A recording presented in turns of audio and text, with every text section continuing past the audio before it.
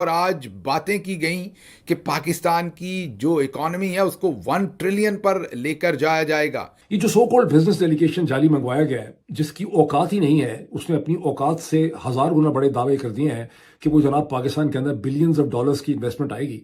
बहुत ही बड़े इन्वेस्टर थे। एक ही दिन में वो वजीर आजम से भी मिले, उन्होंने टाउट सहाफ़ियों को इंटरव्यूज भी दिए, लाइव ब्रॉडकास्ट चली, प्रेस कॉन्फ्रेंस चली। पाकिस्तान में जश्न का समा था। ऐसा लग रहा था कि वो जो SIFC से $100 अरब आना था, जिसका नतीजा बाद में शून्य निकला, वो तो छोड़ें, ये तो अब हज़ारों अरब डॉलर की बातें हो रही हैं। क्योंकि जनरल साहिबान ने मेरे ख्याल 1.25 लाख रुपए का स्टीव पेन से महीने का कॉन्ट्रैक्ट किया हुआ है, और इस हिसाब से मेरा ख्याल है कोई तकरीबन 1.5 मिलियन का सालाना उनका कॉन्ट्रैक्ट है। स्टीव पेन ने अपने पैसे जस्टिफाई करने हैं, और अपने पैसे जस्टिफाई करने के लिए उसने पाकिस्तान के ज़हीन तरीन जनरल साहिबान जो हैं उनको चूना लगा दिया है। नमस्कार। जो डेलीगेशन हेड कर रहा है और जो बड़ी बड़ी बातें कर रहा है कि बिलियंस ऑफ डॉलर्स की इन्वेस्टमेंट मैं कर दूंगा, वो तो अंडरस्टैंडेबल है। जर्नलों को भी इतनी अंडरस्टैंडिंग है कि बिलियंस ऑफ डॉलर्स क्या, यहाँ पे जो है बिलियंस ऑफ डॉलर का कुछ भी नहीं आना है। यहाँ पे हंड्रेड्स ऑफ, यहाँ तो शायद चंद हजार डॉलर भी नहीं आने लगे इस बिजनेस डेलीगेशन से। लेकिन उनके जहन में यकीनी तौर पर यह इम्प्रेस अपॉन किया गया है कि जेंट्री बीच जो है वो डोनाल्ड ट्रंप के कोई बहुत करीब है, और उसकी अमेरिका या वाशिंगटन के अंदर कोई बहुत ज़्यादा औकात या बहुत ज़्यादा अहमियत है। जो मैंने अब तक प्रिलिमिनरी रिसर्च की है, उससे ये पता चलता है कि जेंट्री बीच बिल्कुल, यानी पहले खाते में किसी में है ही नहीं है, सेकेंडरी बिजनेसमैन भी नहीं है, टर्चरी बिजनेसमैन नहीं है। ये एक तकरीबन 24-25 ट्रिलियन डॉलर की इकोनॉमी है, जिसमें 100, 150, 200 मिलियन डॉलर की किसी कंपनी की कोई औकात नहीं है। इस किस्म की कंपनी का जो बंदा है, उसे व्हाइट हाउस का प्रेसिडेंट अपने करीब फटकने नहीं देता। ये सही है कि जेंट्री बीच ने 2016-17 में डोनाल्ड ट्रंप की कैंपेन में कुछ कैंपेन फाइनेंसिंग फंडिंग करने की उसने कोशिश की, एक फंड रेजर किया जहां कोई 1.5 लाख या $2.25 लाख उसने इकट्ठे किए भी। उसके नतीजे में 2017 में प्रेसिडेंट डोनाल्ड ट्रंप से उसकी किसी स्टेज पे एक लंच मीटिंग भी करवा दी गई थी। हेज फंड मैनेज करने वाला सरमायाकारी की बात कैसे कर सकता है किसी दूसरे मुल्क में? ये देखिए, बहुत अच्छा सवाल है। और बहुत ज्यादा मुझे हैरानगी भी होती है कि पाकिस्तान में जो सहाफती उसूल की एक बुनियाद है, जिसको हम कहते हैं ड्यू डिलिजेंस, यानी आप थोड़ा थोड़ा इन्वेस्टिगेट करते हैं कि साहब कह क्या रहे हैं।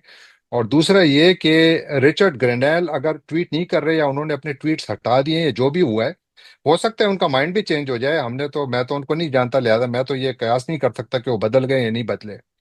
लेकिन अब जबकि वो एक ट्रंप एडमिनिस्ट्रेशन के सीनियर ऑफिशियल हैं, और अब जबकि उनको स्पेशल मिशन सौंपे जा सकते हैं, और अब जबकि इस इम्कान को हम मुस्तरद नहीं कर सकते कि उनको मुस्तकबिल में मुमकिन तौर पर पाकिस्तान के साथ भी डील करना पड़े, तो यकीनन वो एक पार्टीजन अप्रोच के साथ कभी भी नहीं आएंगे। और जिस तरीके से नवाज शरीफ और उनके भाई ने अपने सरों से पसीना साफ करते हुए, खून पसीने की कमाई थी आकर, चन्योट के नवाही इलाके से जो आपको गले हुए गंदे पाइप थे, लोहे के कहीं जमीन से दबे हुए पाइप निकाले थे, उसको हाथ में पकड़ के कहा था कि ये चन्योट से जेरे जमीन सोना निकल आया है। चन्योट के लोगों ने जब ये खबर सुनी तो उन्होंने किस्तों पर वॉशिंग मशीन्स और पता नहीं क्या कुछ लिया। कई लोगों ने तो शादियों पर अजाफी पैसे फेंक दिए। चन्योट में ज़रा बोतलें खोलने का रवाज भी ज़्यादा है, तो कईयों ने देसी की जगह वलैती खोल दी कि चलें अब तो सोना निकल आया है। बहारें आ गई हैं चन्योट में, हमें किस चीज़ की परवाह। उसके बाद ना शहबाज शरीफ वहाँ रहे, ना नवाज शरीफ, और ना निकलता हुआ वो सोना। और कर्जा लेने वाले थे और चन्योट के लोग थे, और कर्जा लेने वाले पीछे पीछे और लोग आगे आगे। अब हाल ही में उनकी बेटी ने यह कहा है कि अटक के करीब से भी सोना निकल रहा है। अटक वालों में हाथ जोड़कर आपसे अपील करता हूं कि आपने ना ही चन्योट की तरह देसी की जगह वलैती खोल देनी है, और ना ही आपने कोई और काम करने। ये सोना शोना यहां से कोई नहीं निकलना। ये हमारे नंबर 1 हमें पिछले 77 साल से यही बताते आ रहे हैं। यहां से सोना निकल आया, यहां से चांदी निकल आई, यहां से तांबा निकल आया, लेकिन निकलते फिर कई लोगों के प्लॉट्स हैं और कईयों को 6-6 हज़ार सीसी की गाड़ियां। तो ये जो छोटे मोटे लोग हैं जिनके पास टोटल 100 मिलियन बिलियन डॉलर हैं उनकी क्या औकात है। ये ऐसे ही है जैसे इस्लामाबाद के अंदर कोई ठेकेदार जो है बहरिया एनक्लेव में 4-5 घर बना रहा है या कोई छोटा मोटा होटल कंस्ट्रक्ट कर रहा है, तो वो बहरिया टाउन नहीं बन जाता, वो मलिक रियाज की तरह का, या जो और आपने इस्लामाबाद के आगे पीछे कंस्ट्रक्शन के बड़े शहर देखे हैं, इस्लामाबाद टाउन, न्यू टाउन वगैरह, वो उस किस्म की उसकी हैसियत नहीं होती और उसका फिर जाहिर है कि इस्लामाबाद की हुकूमत पे उसका कोई असर रसूख भी नहीं होता।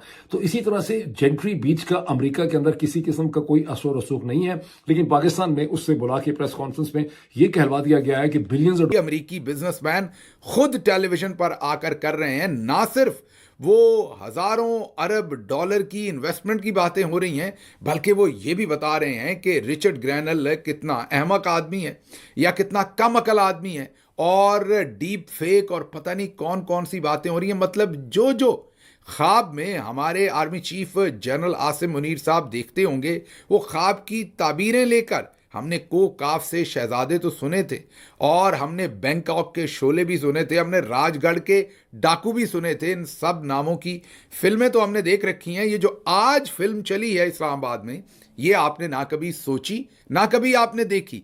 ये फिल्म चली है अमेरिकी अरबपति इन्वेस्टर्स जो ना सिर्फ इन्वेस्टमेंट ला रहे हैं, बल्कि वो पूरा बयानिया भी ला रहे हैं जिसकी डेस्परेटली ज़रूरत है जनरल आसिम मुनीर और उनकी पूरी रजीम को। और वो डेस्परेट जो बयानिया है वो ये है कि अमेरिका में साड़ी गल हो गई है, और हमने रिचर्ड ग्रैनल को भी बेवकूफ़ बनाया था पीटीआई ने, और अब उनको अकल आ गई है।